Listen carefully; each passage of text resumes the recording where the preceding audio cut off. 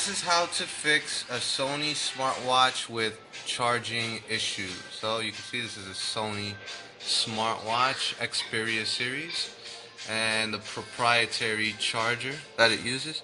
So if you put it in there, you're probably going to have an issue where it's just not charged. Now if you apply pressure to it, it'll kind of work, and then it just stops working. So a quick fix is you go to the dollar store and you get one of these clips, right? You could usually get them at stationary stores.